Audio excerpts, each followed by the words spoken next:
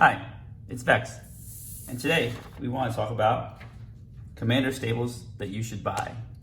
These are the cards I believe have the highest impact, best cards in Commander. These are some examples, but I'm going to present a Commander staple in each color that I believe that everybody should have. I know these might be controversial picks, as you see right here. First card, Cradle. We're gonna start with the heavy hitters. I believe every Commander player should have this card. I know it's on the reserve list. I know it's approaching $500, but it's the most powerful land in Commander, I believe. Nothing even comes close to the power level of this card. You play a couple mana dorks, produces 2 mana. You play 5 creatures, produces 5 mana. Its cousin, Tolarian Academy, is actually banned in Commander because it does 1 blue for each artifact you have. This is 1 green for each creature. This has been around since the beginning of EDH, so I doubt they would ban this card. So therefore, it's got some kind of like pass in EDH. It's actually more expensive than Revised Underground Sea because of EDH gameplay. So I definitely recommend saving up for this card. I mean, you have to make a lot of sacrifices for it, whatever, but this is the card that you want in your collection if you're gonna play EDH. A lot of people have asked about budget alternatives. I mean, they print Growing Rights of Iklamoc as a budget alternative. Here, it's much cheaper, and if you flip it with 4 creatures to end your turn, you essentially get the same text as Cradle, but you can tap for green without even having a creature in play.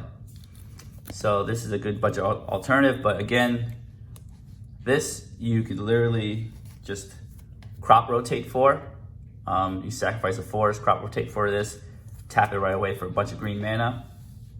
This is not a land, so you can't really crop rotate for this. So definitely need this in your collection. Another close is Nykthos. This is also getting very pricey because of what it does. It does devotion instead of just creatures, number of creatures. So this is a good alternative if you really can't get access to this card. You can also use Soul of Sylvan Scrying to search up Gaia's Cradle. Sometimes I would just play crop rotation only for this card. This card is so important in your deck. It generates insane amount of mana, insane amount of ramp. So hard to replicate. But again, I definitely recommend, this is one of the staples that you should have in your deck. It goes to almost any green deck with a lot of creatures. And again, they will not reprint this. This is as cheap as you'll ever get it. So I recommend buying this as soon as possible. So after Gaia's Cradle, the next recommendation are these cards. These 10 cards right here. Again, on the reserve list, I know, but they are the best 2-color lands, come into play untapped, fetchable, that you could ever buy. These are very expensive.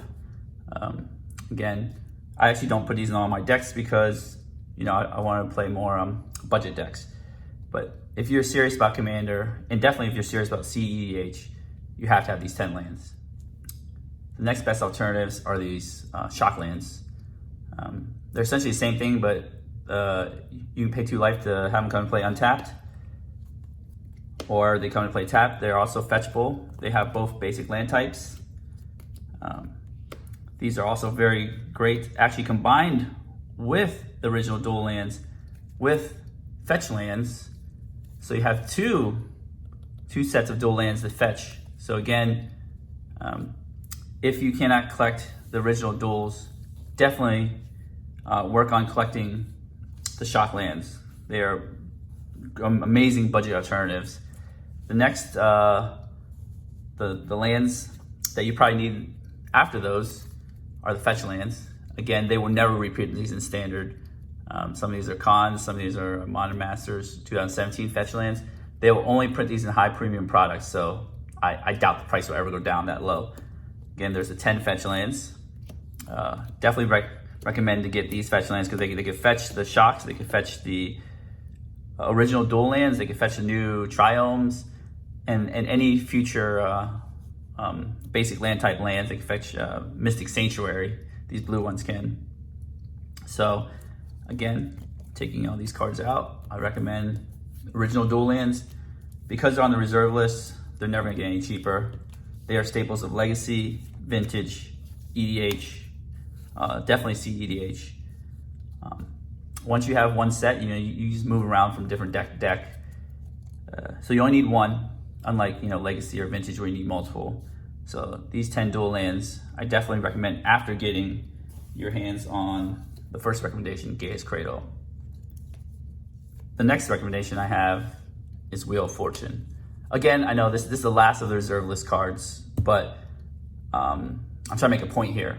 These reserve list cards are never going to get cheaper. Their effects are very powerful. They're never going to print something unless something goes really, really haywire. Anything as powerful as this card are these reserve list cards. So Wheel of Fortune, it's a very powerful effect. It could refill your hand. It could, I know it refills the opponent's hands, but imagine your turn one, you play Mountain, Mana Crypt, and another 0-cost artifact wheel. You can essentially mess up people's hands because they never get a chance to mulligan their new hands. Very good with our white card, which we'll talk later, Smothering Tide. You could wheel, make everybody discard, draw 7 cards, make 21 treasures, so unless they have extra mana. But this effect is a very cheap draw 7 in red. They've made other effects that are reprintable. For instance, Reforge the Soul, so this is a more fair cost for this effect, costing 5. Or you can miracle it for 2. So it's even cheaper if you miracle it.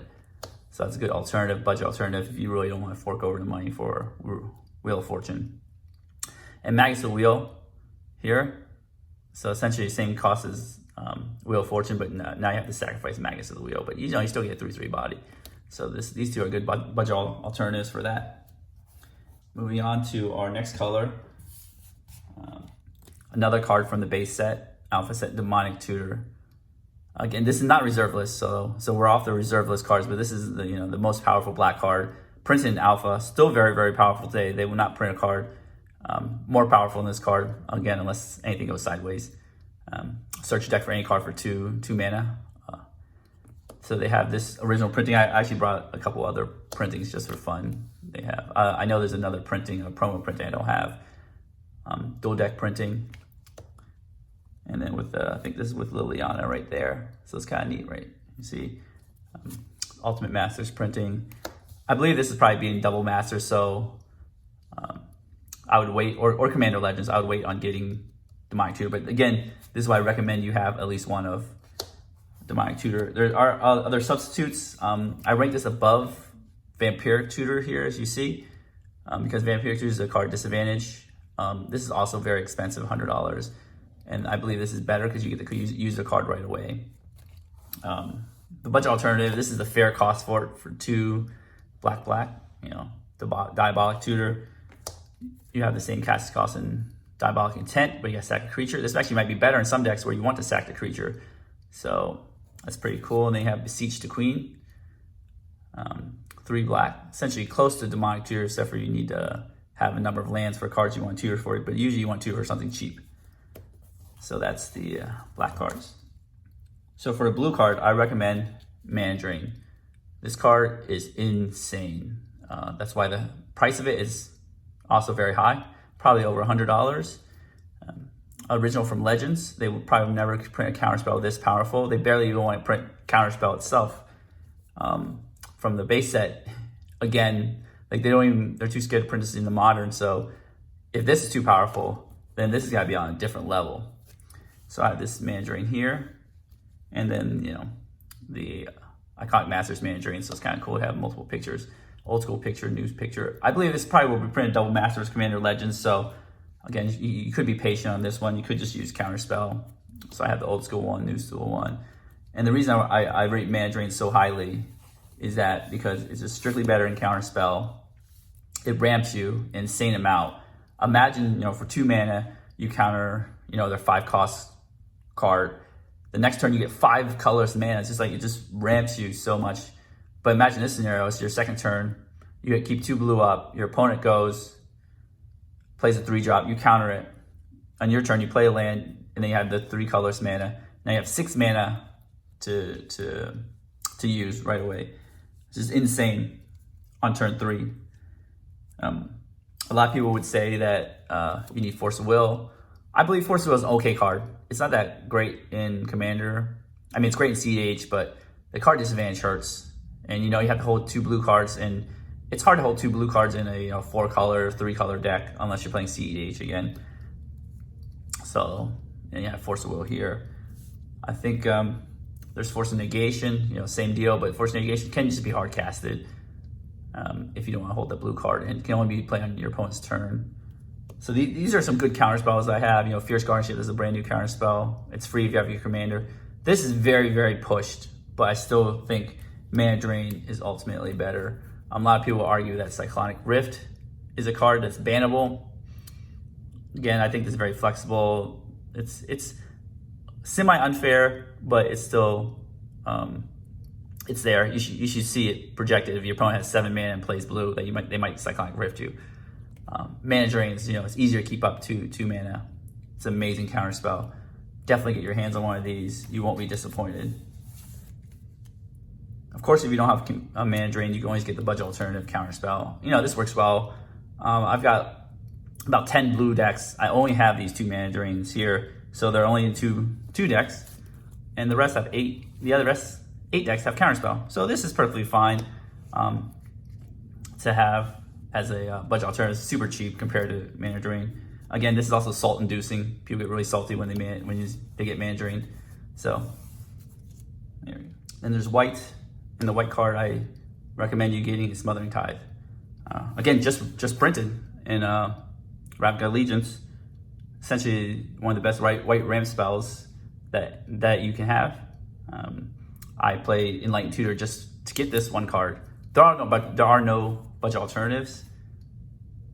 I believe you just gotta get this card. It was just recently printed. It's getting close to $15, $20. It's not going down unless it gets reprinted again, but I doubt it's gonna get reprinted again because this is such a powerful card. I have 6 copies of it because it's so powerful. I have it in all my white decks. There's nothing else to say about it. Like, you just have to get this card. It's super cheap. I mean, relatively cheap, but definitely worth the investment. So I know there's auto includes like Soul Ring, Arcane Signet, Command Tower. You can even put these in monocolor decks. It's kind of funny. It's very good ramp in monocolor. Again, you should have these in your pre-con decks. This is from Commander 2020. So these are always easy to get. Definitely worth having for every deck.